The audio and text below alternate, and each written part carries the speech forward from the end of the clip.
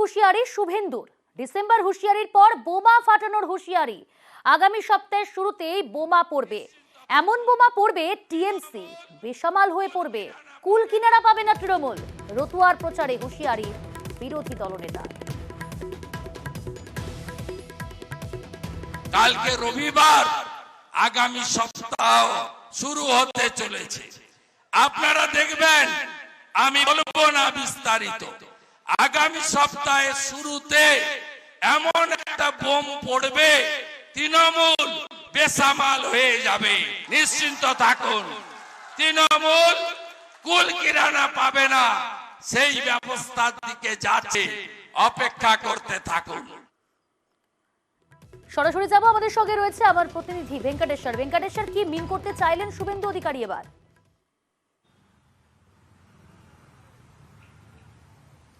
দেখো, লোকসভা নির্বাচনের প্রচারে গিয়ে রাজ্যের বিরোধী দলনেতা শুভেন্দু অধিকারী যে দাবি করলেন তা নিয়ে রাজ্য রাজনীতিতে শোরগোল পড়ে গিয়েছে। তুমি জানো যে গত ডিসেম্বর মাসে শুভেন্দু অধিকারী বলেছিলেন যে 3টি তারিখের কথা উল্লেখ করে বলেছিলেন অপেক্ষা করুন, বড় কিছু হতে চলেছে। কিন্তু আমরা গত ডিসেম্বর মাসে দেখেছিলাম সেই যে 3টে তারিখের কথা উল্লেখ করেছিলেন শুভেন্দু অধিকারী, সেখানে এমন কিছু হয়নি যাতে রাজ্য রাজনীতিতে শোরগোল পড়ে গিয়েছিল।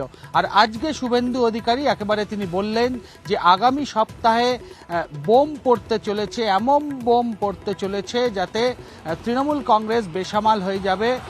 এই বক্তব্য সামনে আনলেন বা এই দাবি করলেন শুভেন্দু অধিকারী। অর্থাৎ রাজনৈতিক মহল যেটা মনে করছে যে একেবারে নির্বাচনের দ্বিতীয় দফা শুরু হওয়ার ঠিক আগে আগামী সপ্তাহের শুরুতেই যে বোমা পড়তে চলেছে, এমনটাই শুভেন্দু অধিকারী বললেন।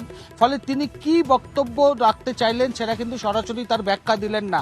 তবে তিনি আজকেও বললেন, যেটা গতবারও তিনি বলেছিলেন, যে অপেক্ষা করুন, আগামী সোমবার, আগামী সপ্তাহের সোমবার বা প্রথম দিকেই বোম পড়তে চলেছে এবং তাতেই তৃণমূল কংগ্রেস বেসামাল হয়ে যাবে। তবে শুভেন্দু অধিকারী ঠিক কি ইঙ্গিত করলেন, কারণ আমরা জানি বারবারই কেন্দ্রীয় এজেন্সির তৎপরতা নিয়ে রাজ্যের শাসক দল তারা সরব হয়, বিজেপিকে নিশানা করে। সব মিলিয়ে আমরা দেখেছিলাম যে সাম্প্রতিককালেও নির্বাচনে ঘোষণা হওয়ার পর থেকেও একের পর এক তৃণমূল কংগ্রেস নেতৃত্ব তারা কিন্তু কেন্দ্রীয় এজেন্সির তৎপরতা নিয়ে তারা সরব হয়েছিলেন। তাহলে শুভেন্দু অধিকারী আজকে যেটা বললেন যে আগামী সপ্তাহে বোম পড়তে চলেছে, সেখানে তৃণমূল কংগ্রেস বেসামাল হয়ে যেতে পারে। সেক্ষেত্রে কি তিনি কেন্দ্রীয় কোনো এজেন্সির তৎপরতার কথাই বললেন, নাকি অন্য কোনো বিষয় সামনে আনলেন, তা এখন দেখার সময় উত্তর মিলবে। বেশ, ধন্যবাদ ভেঙ্কটেশ্বর। 2022 27 নভেম্বর শুভেন্দু অধিকারী রাজ্যের বিরোধী দলনেতা ডিসেম্বর নিয়ে হুঁশিয়ারি দিয়েছিলেন, যে কথাটা বলছিলাম আপনাদের। একবার শোনাবো ঠিক সেদিন কি মন্তব্য করেছিলেন শুভেন্দু অধিকারী। পাশাপাশি তার এই মন্তব্যে, অর্থাৎ আজকেই বোমা যে হুঁশিয়ারি দিয়েছেন তা নিয়ে কটাক্ষ করতে ছাড়ল না রাজ্যের শাসক দল। প্রতিক্রিয়া দিয়েছেন শান্তনু সেন, শুনুন কি বলেছেন তিনি।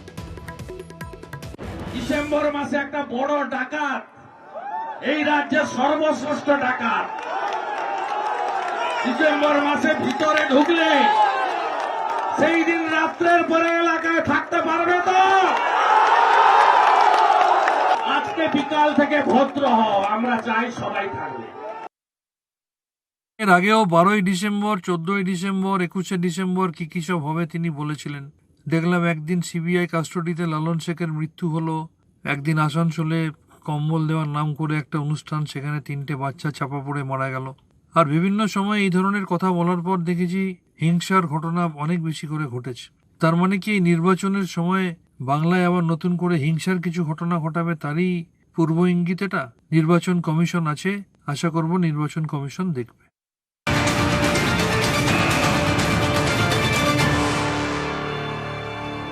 প্রচারে সার্জিক্যাল স্ট্রাইক, প্রচারে গিয়ে সার্জিক্যাল স্ট্রাইকের দাবি। বাংলার মহিলারা সার্জিক্যাল স্ট্রাইক করেছেন, বাংলা বিরোধীদের বিরুদ্ধে সার্জিক্যাল স্ট্রাইক। প্রথম দফার 3 আসনেই সার্জিক্যাল স্ট্রাইক।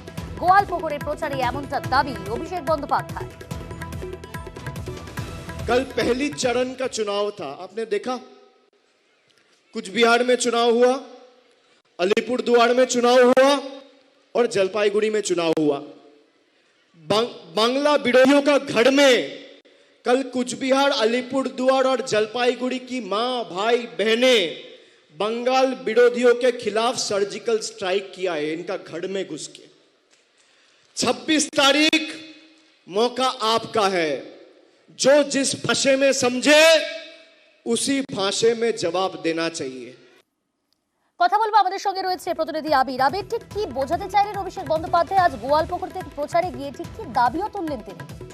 প্রথম 3 দফার আসনের ক্ষেত্রে তৃণমূল কংগ্রেস তাদের ফলের ব্যাপারে চরম আত্মবিশ্বাসী দেখিয়েছেন। গতকাল থেকে তারা সেই ধরনের বার্তাও দিয়ে রেখেছেন এবং এই চরম আত্মবিশ্বাসের ক্ষেত্রে তারা যে ভরসা রাখছেন মহিলা ভোটের প্রতি, সেই বার্তাই আসলে এর মধ্যে দিয়ে দেওয়া হচ্ছে।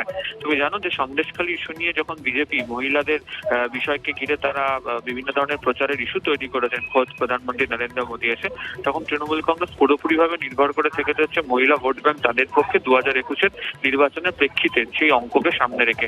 এবং লক্ষ্মীর ভান্ডার থেকে শুরু করে বিভিন্ন সামাজিক প্রকল্প, অর্থনৈতিক এবং সামাজিকভাবে মহিলাদের মধ্যে কি প্রভাব পড়েছে তার একটা বিস্তারিত বিবরণ তারা বিভিন্ন ক্ষেত্রে গতকাল যেটা দেখতে পাওয়া গিয়েছিল কোচবিহার, আলিপুরদুয়ার বা জলপাইগুড়িতে এভাবে বহু সংখ্যক মহিলা দিয়েছেন।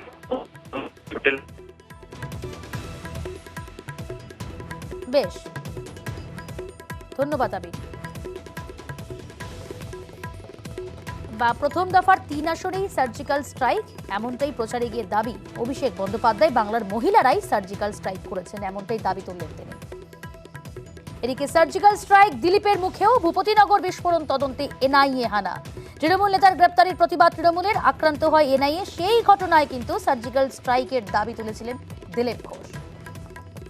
মধ্যরাত্রে হোক আর শেষ রাত্রে হোক, যখন দরকার হবে চোরেদের বাড়িতে ইডি সিবিআই যাবে, এনআইএ যাবে। যারা রাষ্ট্রদ্রোহী, যারা দেশে বোম বন্দুক নিয়ে কারখানা করছে, বোম ফাটাচ্ছে, মানুষকে মারছে, বিদেশের সঙ্গে হাত মিলিয়েছে, তাদেরকে মাটির তলার থেকে বার করবে এই আমাদের কেন্দ্র সরকার। কেউ বাঁচবে না। যদি পুলওয়ামা হতে পারে, বালাকোট হতে পারে, এখানেও সেরকম তার চেয়েও বড় সার্জিক্যাল স্ট্রাইক হতে পারে। যাদেরকে উনি পুষেছেন, বানিয়েছেন, এইসব ডাকাতদেরকে এক একটা বার করে করে তাদেরকে সাজা দেওয়া হবে।